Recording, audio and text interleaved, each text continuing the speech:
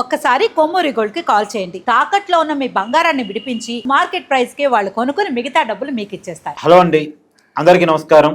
నాతో ఉన్నారు ప్రముఖ సామాజిక రాజకీయ విశ్లేషకులు కొత్త రవీంద్రబాబు గారు. సార్ నమస్కారం. నమస్తే సార్, ఆల్రెడీ సుప్రీంకోర్టు నియమించినటువంటి సిట్ కమిటీ తిరుమల తిరుపతి దేవస్థానంలో వైసీపీ అధికారంలో ఉన్నప్పుడు లడ్డూ తయారీలో నకిలీ నెయ్యి వాడారు, నెయ్యి వాడారు అనేటువంటిది ఆల్రెడీ ఛార్జ్షీట్ రూపంలో కోర్టులో పొందుపరిచి ఉంది. మీకు తెలియంది కాదు అది. దాని మీద కూడా మీరు చాలా వీడియోలు మాట్లాడున్నారు. కాకపోతే ఇప్పుడు ఏకసభ్య కమిషన్ వేయటం మీద వైసీపీ గగ్గోలు పెడుతోంది. ఆల్రెడీ సుప్రీంకోర్టు నియమించినటువంటి సిట్ కమిటీ ఎంక్వైరీ జరుగుతుండగా ఏకసభ్య కమిషన్ దేనికోసం అనేది వైసీపీ చేస్తున్నటువంటి గోల. ఎలా చూడాలి వైసీపీ చేస్తున్నటువంటి ఈ రచ్చని గోలని? ఆంధ్రప్రదేశే కాదు, భారతదేశం అంతా ఉడికిపోయినటువంటి సందర్భం పవిత్రమైన తిరుమల లడ్డూలో మీరు ఇంట్రోలో చెప్పినట్టు కల్తీ నెయ్యి కాదు. కల్తీ నెయ్యి అంటే నెయ్యిలో ఇంకోటి కలపటం. అవును, కెమికల్ లిక్విడ్ వాడారు నెయ్యి ప్లేస్లో. అవును, అది కరెక్షన్. అవును, దీని మీద సిట్ వాళ్ళు రిపోర్ట్ సబ్మిట్ చేశారు కోర్టుకి. కోర్టు ఇంకా దాన్ని కాంగ్నిజెన్స్లోకి తీసుకోలేదు. అవును. Parallelly, the special investigation team submitted recommendations to the government of Andhra Pradesh. ఆ రికమెండేషన్స్ బేస్ చేసుకొని ఎగ్జిక్యూటివ్ ఆఫీసర్గా ఉన్న సింగాల్ని అక్కడి నుంచి తొలగించి ఇంకొక వ్యక్తిని పెట్టారు. అవును, ఇప్పుడు ప్రస్తుతం సిట్ వాళ్ళు సబ్మిట్ చేసిన రిపోర్ట్లో కోర్టుకి లేదా గవర్నమెంట్కి సబ్మిట్ చేసిన రికమెండేషన్లో నెయ్యి ప్లేస్లో ఒక కెమికల్ లిక్విడ్ వాడారు, అందులో ఏమేం కెమికల్స్ కలిపారు, దాన్ని ఎక్కడి నుంచి కొన్నారు, ఎంతకి కొన్నారు, ఈ విధంగా ఎవరెవరు పాత్రదారులు అనేది మొత్తం డీటెయిల్డ్గా స్టడీ చేసి ఇచ్చారు. వాళ్ళకి టెండర్ ఒప్పు చెప్పడానికి నిబంధనలు ఎట్ట మార్చారు, అక్యూజ్డ్ ఎవరు, దీంతో పాటుగా ఎంత మనీ నష్టం జరిగింది, కొంత మనీ పిఎంఎల్ఏ ప్రకారం విదేశాలకి ఎట్లా రూటింగ్ అయింది హవాలా ద్వారా, ఇటువంటి అంశాలన్నిటినీ పొందుపరిచి 36 అక్యూజ్డ్ లిస్ట్ ఇచ్చేశారు. ఇది అయిపోయింది గడిచిన వ్యవహారం. ఇప్పుడు ప్రస్తుతం ఎన్డీఏ ప్రభుత్వం వారు దీని మీద ఏకసభ్య కమిషన్ దినేష్ కుమార్ ఐఏఎస్ నియమించారు. అదే ఇక్కడ అడుగుతుంది ఏంటంటే, ఆల్రెడీ ఒక కమిటీ రిపోర్ట్ ఇచ్చిన తర్వాత ప్యారలల్గా ఇంకో కమిటీ ఏంటి అనేది వైసీపీ చేస్తున్నటువంటి ప్రశ్న. రిపోర్ట్ సబ్మిట్ చేసింది special investigation team constituted by as per the supreme court direction. ఇప్పుడు ఏర్పాటు చేసిన కమిషన్ కి విధి విధానాలు ఎంటైర్లీ డిఫరెంట్. వీళ్ళు తేల్చవలసింది విధి విధానాలు ఏంటంటే, సిట్ వాళ్ళు సబ్మిట్ చేశారు కల్తీ జరిగిందని.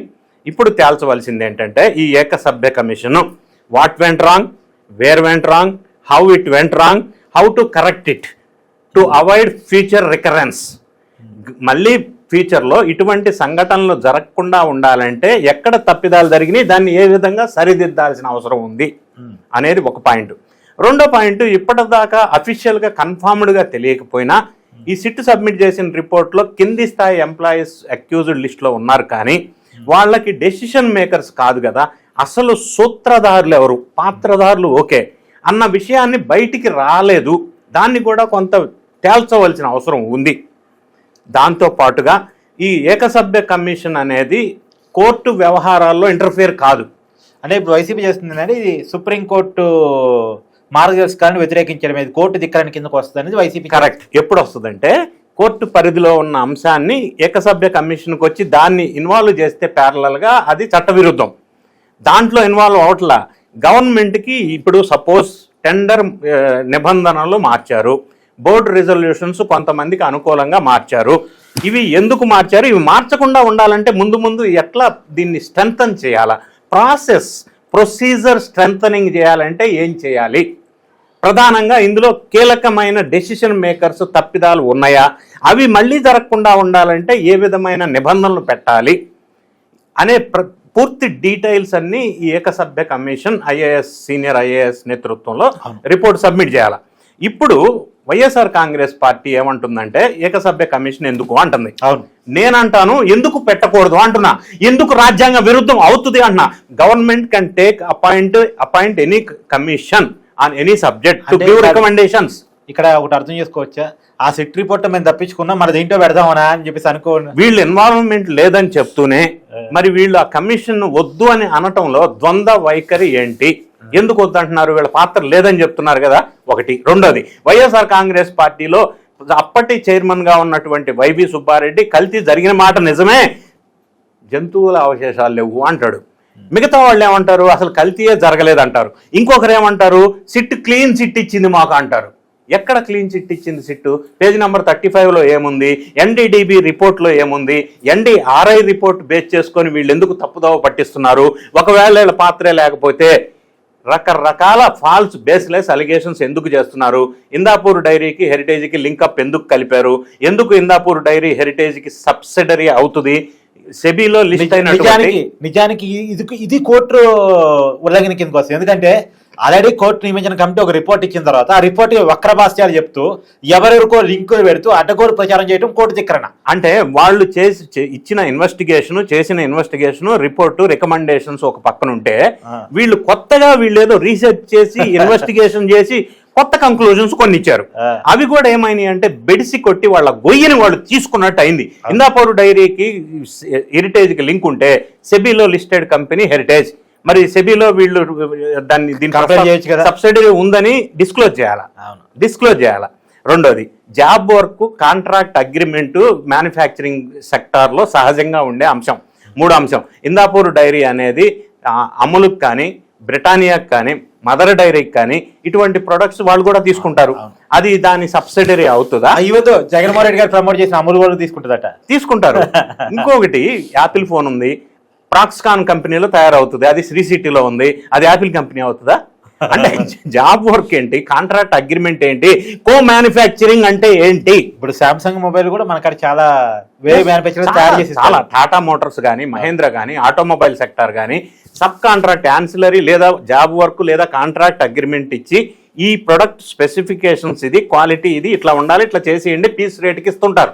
మీకు తెలుసు, బాగా ఇచ్చారు. నాకు బాగా తెలుసు. ఇది జనరల్ గా ఎక్కడైనా ఏ బిజినెస్ లోనైనా జరిగే ప్రాక్టికల్ అంశాలు ఇవి. Business will run like this only. ఇప్పుడు హిందూపూర్ ఒకటి బెడిచి కొట్టింది, ఇప్పుడు నెక్స్ట్ ఏం చేశారు? బోలే బాబా డైరీ ఉత్తరాఖండ్ లో ఉన్నటువంటి డైరీ, ఇది అక్యూజ్డ్ లో భాగం, అవును, ప్రధాన పాత్ర. ఇప్పుడు వీళ్ళు రీసెర్చ్ చేసి ఈ బోలే బాబాకి హెరిటేజ్కి లింక్ ఉందా అన్నారు. ఇది కొత్తది, నాకు ఫస్ట్ అర్థం కాల. తర్వాత వాళ్ళ తెలివితేటల్ని అభినందించాను నేను. ఎందుకంటే బోలే బాబా పేరుతోటి ఢిల్లీ దగ్గర ఇంకో కంపెనీ ఉంది, అవును, అది బోర్డర్లో ఉంటుంది, బోలే బాబా మిల్క్ ప్రొడక్ట్స్. అది ఇక్కడ ఉత్తరాఖండ్ లో అక్యూజ్డ్ లిస్ట్ లో ఉంది. బోలే బాబా ఆర్గానిక్ ప్రొడక్ట్స్. ఆర్గానిక్ కూడా కాదు సార్, ఆ స్పెల్లింగ్ కూడా కరెక్ట్ ఉండదు, కరెక్ట్ అది కదా. సో ఈ ఢిల్లీ దగ్గర ఉన్న కంపెనీ డిఫరెంట్, వీళ్ళ corporate ID different, establishment different, management different. ఒకరు అగర్వాల్స్ కి చెందింది అయితే ఒకరికి జైన్స్ కి చెందింది. సో దీనికి లింకప్ పెట్టారు. యాక్చువల్ గా ఈ ఢిల్లీ దగ్గర ఉన్న బోలే బాబా కంపెనీలో కూడా వీళ్ళు కొంత జాబ్ వర్క్ ఇస్తారు. అది జాబ్ వర్క్ రవీంద్ర బాబు గారు మాట్లాడిన దానికి ఇంకెవరు రవీంద్ర బాబు గారిని బాధ్యం చేసినట్టు ఒకటి ఎట్లా అవుతుంది? జాబ్ వర్క్ అంటే ఏంటి, కాంట్రాక్ట్ అగ్రిమెంట్ ఏంటి, బేస్లెస్ అలిగేషన్స్.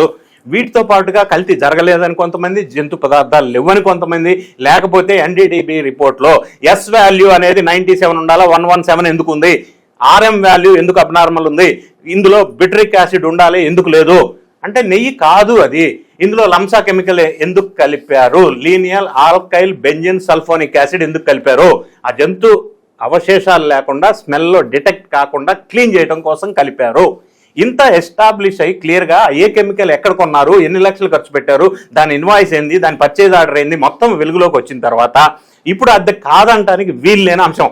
దాని నుంచి తప్పించుకోవటం కోసం ఏక సభ్య కమిషన్ని వ్యతిరేకించటం అంటే వాళ్ళ బయటికి వస్తుంది వాళ్ళ పేర్లు అని భయం తప్ప ఇంకేమన్నా ఉందా? ఎందుకు వ్యతిరేకించాలి? ఇది చట్ట విరుద్ధం కాదు, ఎందుకంటే ఇది కోర్టు పరిధిలోకి ఇన్వాల్వ్ కాదు, గవర్నమెంట్కి ఇచ్చే రికమెండేషన్స్ పూర్తి స్థాయిలో విశ్లేషణ ఇచ్చే అవకాశం ఉంది కాబట్టి. మరి ఎందుకు భయపడుతున్నారు? పాత్ర లేనప్పుడు ఎందుకు ఈ విధమైన రోజుకు ఒక అలిగేషన్ చేసి అపాస్పాలవుతున్నారు? ఎందుకు ఒక్కొక్క కంపెనీ నుంచి లీగల్ నోటీసులు తీసుకుంటున్నారు?